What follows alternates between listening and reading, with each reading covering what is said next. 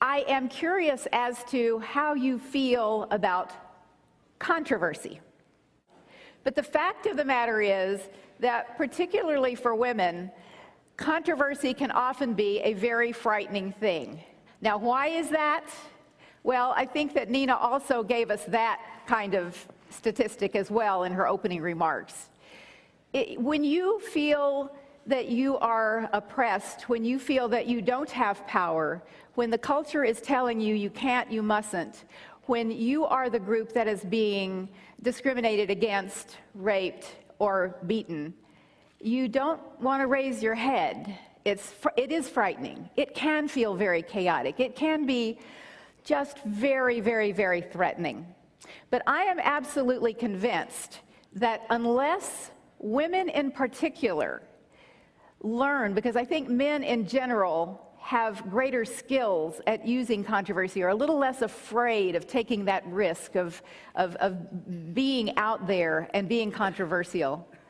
But I think that for women in particular, as we begin to take ourselves to that place of parity in leadership and utilize the responsibility that we have to be half of the leadership of our communities, our nation, our world, we're going to have to learn not just to use controversy, but to embrace it, to love it, to use its energy to support what we want to make happen.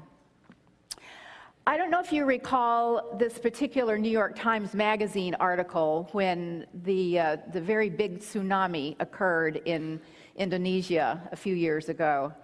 And the article had a picture and a story of a man who was in his tiny little fishing boat, and the tsunami was coming at him full force.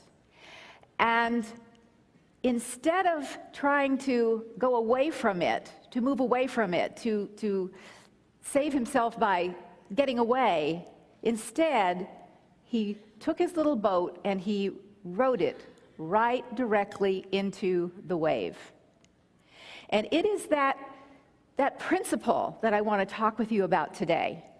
That principle that we can take the energy that controversy gives us and we can use it to lead to the change we want to make in the world.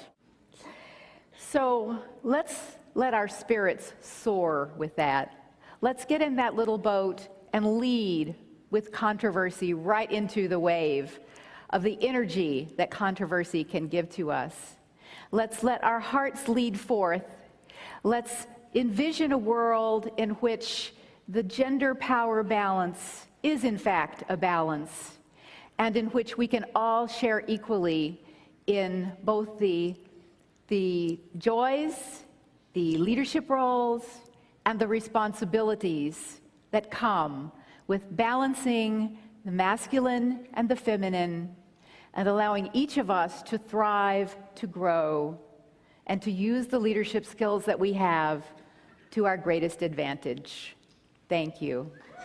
Thank you. Thank you.